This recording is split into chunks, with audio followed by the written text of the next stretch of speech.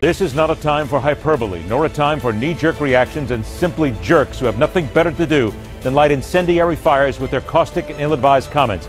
This is indeed a volatile time for America, one where hack websites and bloated phony experts need to be shut down.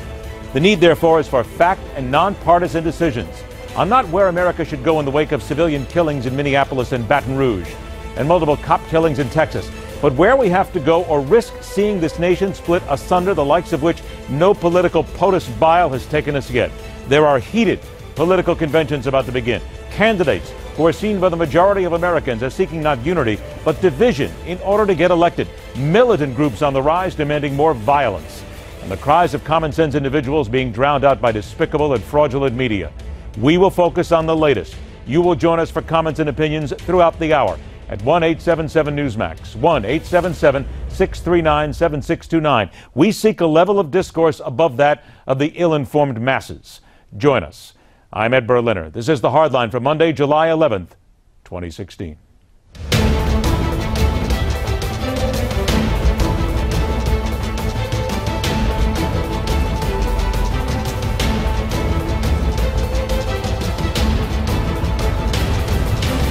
We're asking cops to do too much in this country.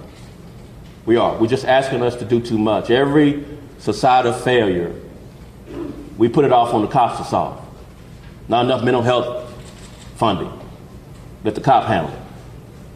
Not enough drug addiction funding. Let's give it to the cops. Here in Dallas, we got a loose dog problem. Let's have the cops chase loose dogs. Schools fail. Give it to the cops.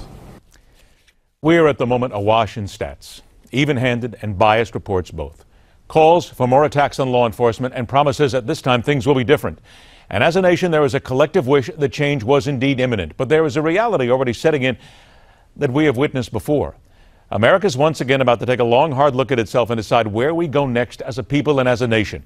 This as those who have been there before and understand history are shaking their heads about a return to one of the most turbulent eras in our past, that of the 1960s, where protests that often turned violent were part of the fabric of everyday life and potentially occurring in any and every major city at any time. A blistering hot summer descending on the major urban areas, where the unemployed and angry, often that younger generation, believe there is no way out other than to spit in the face of authority. Law enforcement seeing themselves as targets for those who believe their only job is to hunt them down and fill an arrest quota every day. A government that seems to be more about widening a rift than closing the gap, rife with speeches and promises that people have heard before and find difficult to believe will ever create positive change. And the election of a new president is on our doorstep, featuring candidates few want to trust and even fewer believe have their best interests at heart, instead seeking to feather their bank accounts and egos with anything but honest leadership.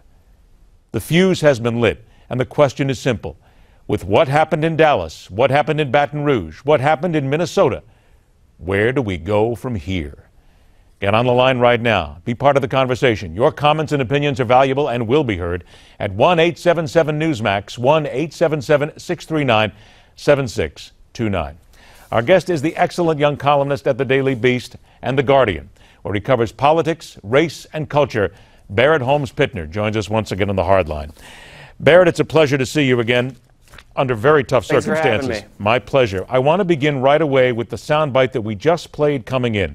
That was Dallas Police Chief David Brown at a press conference today, who said he and his department are running on fumes. And we're asking cops to do too much in this country. Every societal failure, we put it off on the cops to solve. Is he right? I definitely think cops they have a very difficult job. No one can deny that. And we do a lot of issues that we could do outside the cop policing industry could alleviate a lot of the stressors that they have. I think the prevalence of guns in our community makes it harder for cops to do their jobs. If they have the threat that people may be armed when they go to pull them over for any basic traffic stop or seeing someone in the street, that adds a higher level of tension, and then it builds and builds and builds. And when you add unnecessary stress to anyone's job, it makes it harder for them to do that. And so, yeah, there's definitely a lot of truth in that. And I think, this is a complex problem where we can figure out ways to alleviate stress and be more efficient in other, like communal policing, kind of ideas to make it so that we have a safer environment. Well, that would clearly make the lives of cops and the jobs of cops a bit easier, and that could be better for all of us. So yeah, I agree with them. You said two words in there. You said complex problem, which I want to focus on here in a minute, because let's face it, after Thursday night, social media, news divisions, everybody is awash in experts who immediately have experts and they immediately have answers. Do this, do this, do this. It'll solve everything right away. Barrett, isn't it fair to say, black, white, blue, green, it makes no difference. Nobody can come up with one single answer here. Those who say, I've got the answer and this is it, they give you one sentence, they're wrong, because we are looking at a situation that will take time and a lot of effort from a lot of people. You can't solve it overnight. Yeah, without a doubt. I think, pardon the pun, but everyone seems to look for a silver bullet to solve these types of gun-related problems. They're like, one thing will fix everything. And there's a lot of intersectionality with these problems. We can review certain policing practices that may make cops predisposed to treat, African Americans, negatively in a disproportionate manner, and that's one thing. But also the prevalence of guns in our society makes the threat of violence that looms over everything we do a bit larger, and that adds tension to everyone within it. So, to address this problem, it's not nearly a gun control issue, or it's not nearly not only a cop policing or review issue. It's both of these things, and that requires a lot of compromise from the left and the right. And Americans having a bit more patience and determination to figure this problem out on the long haul and not merely look for short-term solutions, which most likely aren't going to fix the problem. I want to turn to the cops here. The former police commissioner of Philadelphia, Charles Ramsey, made a comment today that I thought was direct and very much to the point.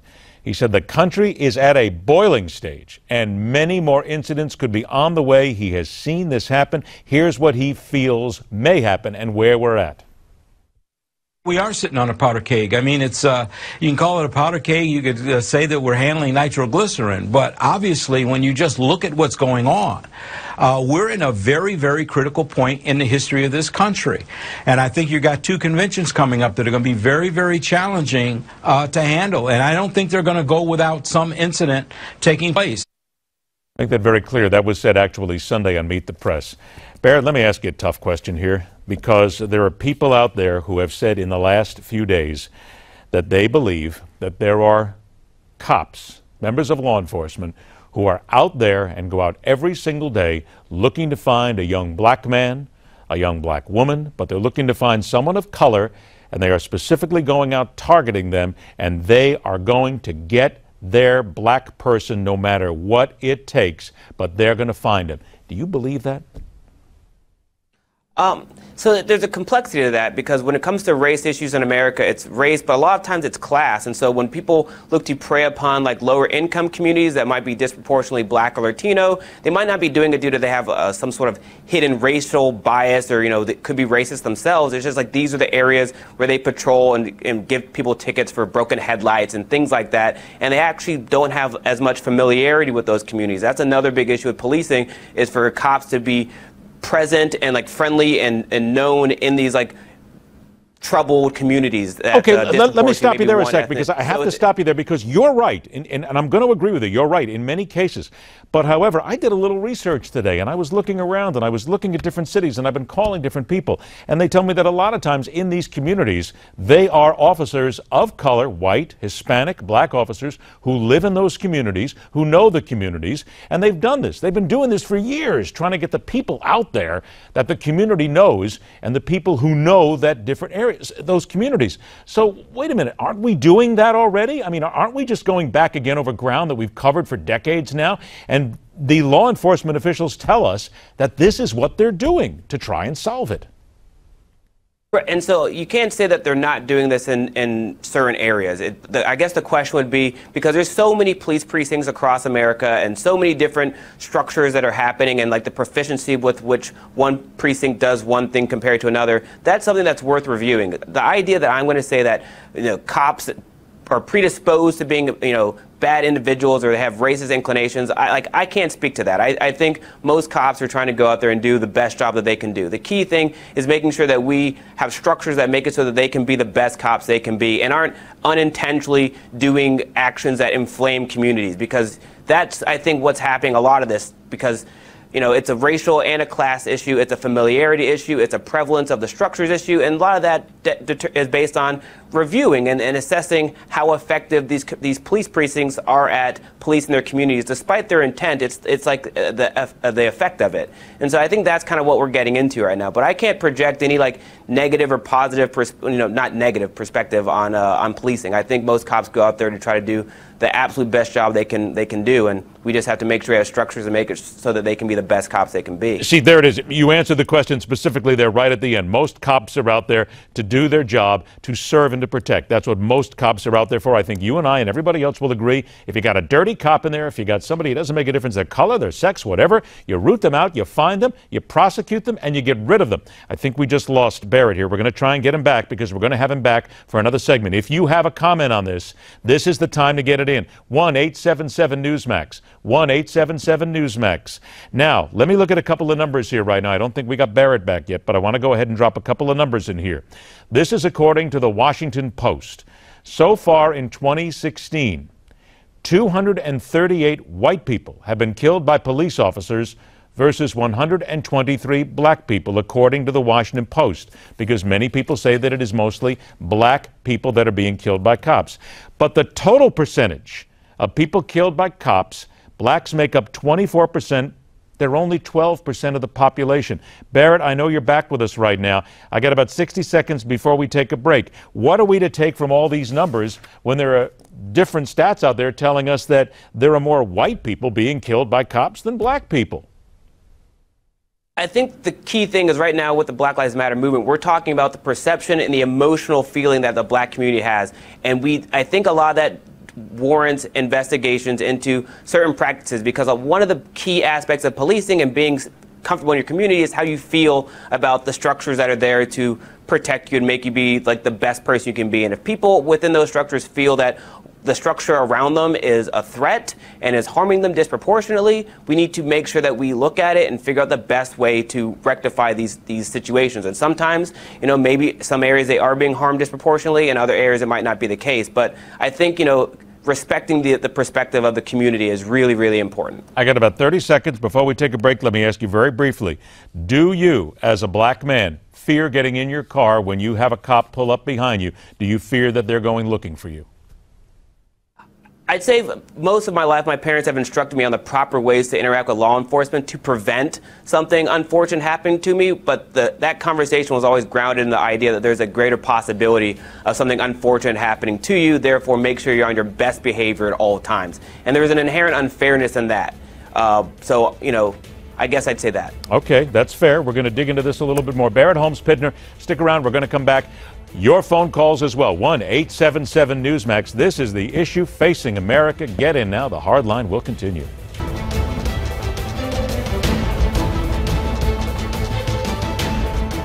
People can say that it's a cliche to say, well, you don't know what it's like to be a black man in America, but it's the absolute truth. I walk outside every day. I'm over 6 feet tall, 205 pounds, and people are afraid of me. And you can see when you walk down the street, people who have no idea who you are, subtle body movements, things like that, facial expressions, all of that. Welcome back to this special edition of The Hardline. We dig deeper into the aftermath of black civilian shootings and the murder of white law enforcement. Let's welcome back the political, race, and culture columnist from the Daily Beast, Barrett Holmes Pitner. We're now joined with the founder and chairman of the High Impact Leadership Coalition, Bishop Harry Jackson Jr. Also joins us. Your phone calls and comments, we'll get to them at 1-877-Newsmax, 1-877-639-7629.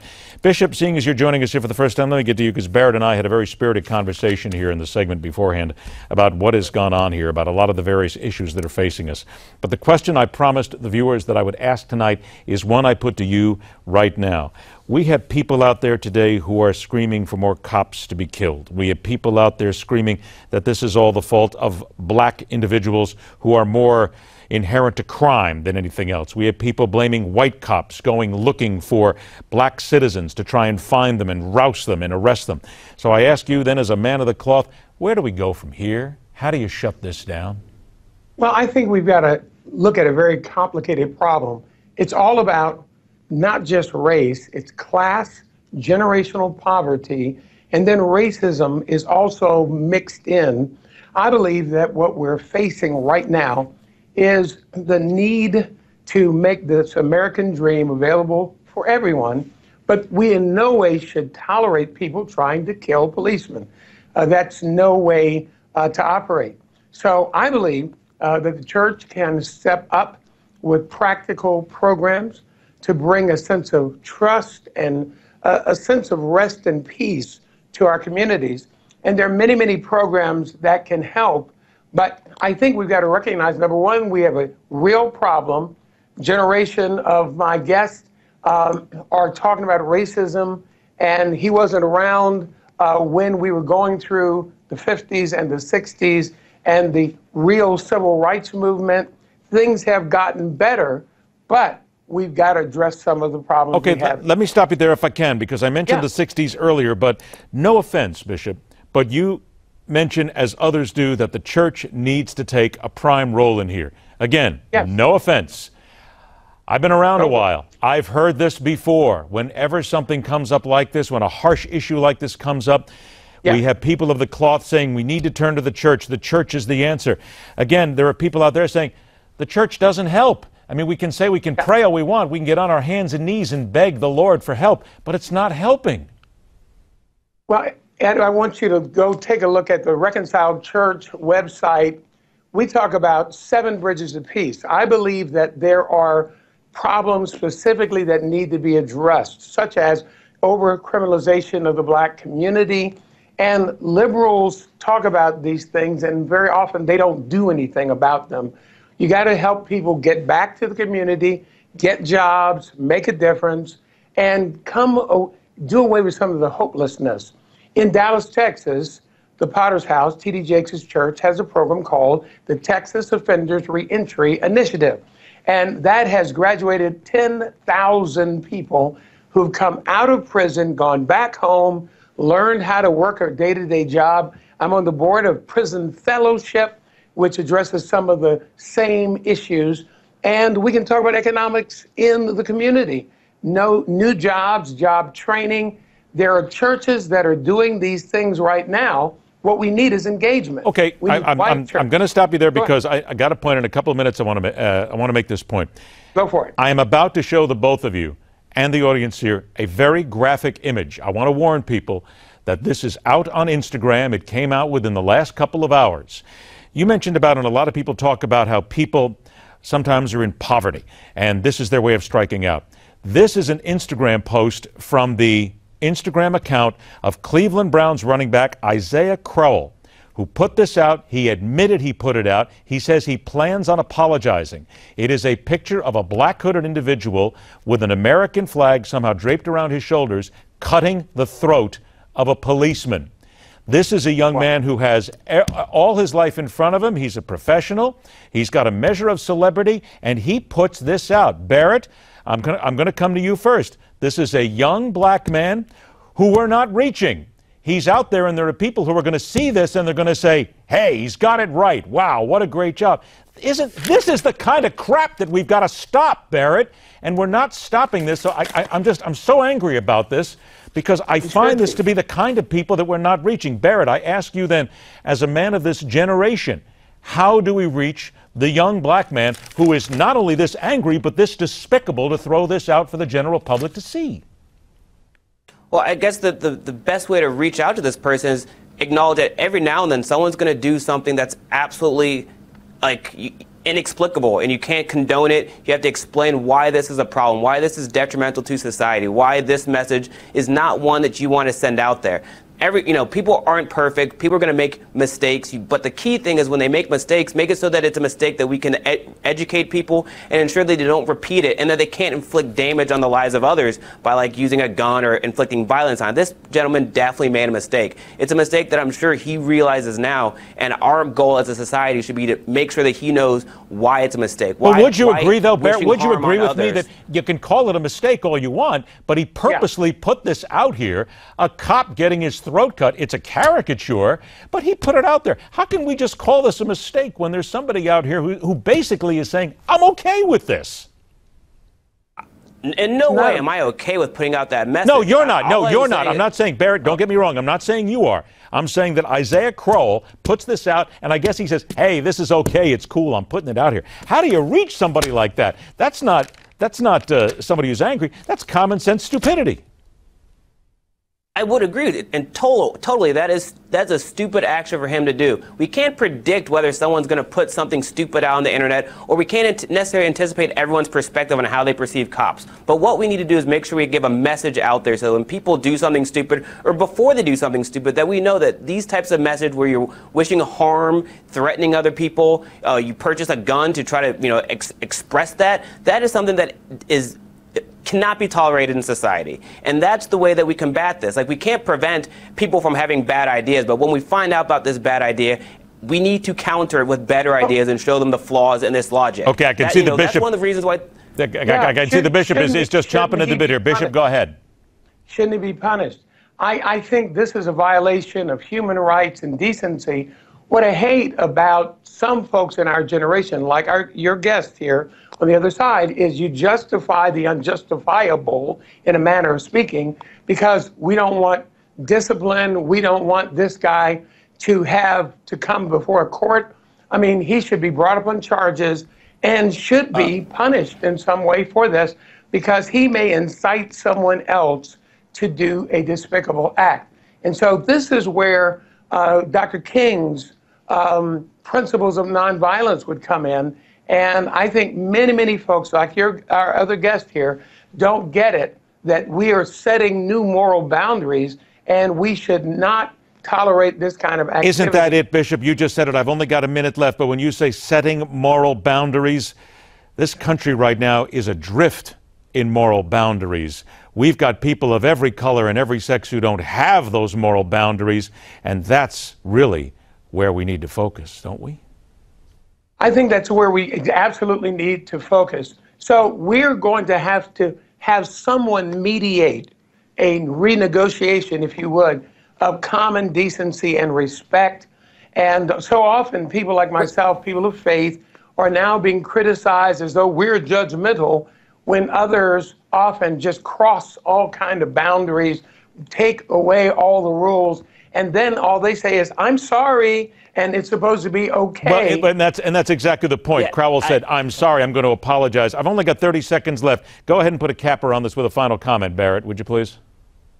Yeah, so the key thing is you have to mediate, and then you have to explain to people why this is a problem. Like, I'm sure there will be some sort of punish that will be doled out to this individual. This happened 2 hours ago. We can't already make a decision that he's not going to receive some sort of punishment for this action. But what we can say is that when we see these actions happen, we need to have discussions with the individuals, mediate, make sure that our society and the person knows why this is so detrimental, and that we can't spread these messages. We can't go ahead and project that we're not going to punish them after it's only been out for 2 hours. I would be amazed having to tell somebody why this was wrong. That, quite frankly, is just stunning to me. Absolutely. And the National Football League ought to fire this guy immediately, revoke his contract, use the morals clause in the NFL contract, and get rid of this clown right away. Gentlemen, I'm all out of time. It's a heated conversation. It's one we're going to continue to have. We will have you back because we need answers. Bishop Harry Jackson Jr., Barrett Holmes Pitner, I want to thank you very much for your comments. Unfortunately, we ran a little bit long there. Look, we've got people on the line here. I want you to hang on. We're going to come back. We have an interview here. We're going to talk to Grant Stinchfield from KLIF in Dallas. We've been waiting to talk to him. I want you to hang on the line because we're going to have a couple of minutes after that. We'll try and get everybody in here and at least get a comment, because we're at a point in our societal evolution where we have got to face some of these issues. We got to face them hard. We got to look at them. We can't avoid them anymore. And we need to have some honest answers, and hopefully they will come from you. 1-877-Newsmax. Stay on the line. I'm going to do my best to get to you, I promise. Stay with us. The Hard Line continues.